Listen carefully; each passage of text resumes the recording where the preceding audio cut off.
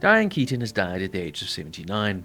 She will always be remembered as one of the great originals of cinema, a woman whose grace, humor, and boldness quietly rewrote what it means to be a leading actress in Hollywood. Born Diane Hall on January 5, 1946 in Los Angeles, she would later adopt her mother's maiden name, Keaton, to carry into her professional life. Over a career spanning more than 5 decades, Keaton embodied a rare alchemy. She could be effortlessly playful one moment and fiercely emotional the next. Much of that success emanated from her collaboration with Woody Allen. She appeared in 8 of his films, and it was in Annie Hall in 1977 that she delivered the role that would become indelible. The film won Best Picture, and Keaton took home the Oscar for Best Actress.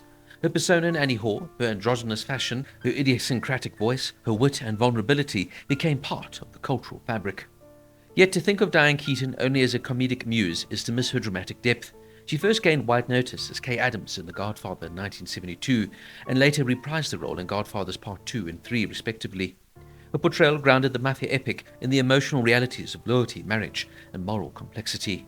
Over the years she kept evolving. In Reds in 1981, she channeled the journalist and activist Louise Bryant, earning an Oscar nomination for that performance. In Marvin's Room in 1996, she played a caregiver whose role is reversed. She too becomes the one needing care. In Something's Gotta Give in 2003, she carried center stage as a woman rediscovering love and autonomy in middle age, another Oscar-nominated turn. She was no stranger to box office warmth either. Her roles in Baby Boom, Father of the Bride and its sequel, The First Wives Club, The Family Stone, and later lighter fare like Mac and Rita in 2022, and even her final film, Summer Camp in 2024, showed a continued presence and charm in the popular sphere. Keaton was more than an actress. She tried her hand behind the camera. In 1987, she wrote and directed the documentary Heaven.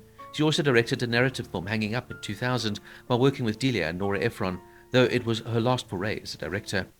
One cannot speak of Keaton's legacy without noting her off-screen voice.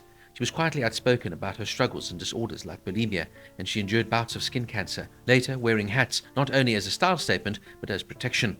She was a deeply private person, yet in her vulnerability, she gave others permission to be flawed, courageous, and real. Her influence threaded the way through cinema, fashion, and culture. She defied conventional beauty standards. She treated time as an ally, never fading, only deepening. Naturally, tributes have poured in from the likes of Bette Midler, amongst others, who call her a complete original, noting that what you saw was what she was. Goldie Hawn, her co-star on First Wives Club, remembered their bond and dreamed of growing old together. Steve Martin, her Father the Bride partner, shared memories of her wit and warmth. Countless others, fellow actors, directors, writers, have said she changed the way they saw performance, life, aging, and self-possession. With her unique charisma and authentic style, Diane Keaton will long be remembered.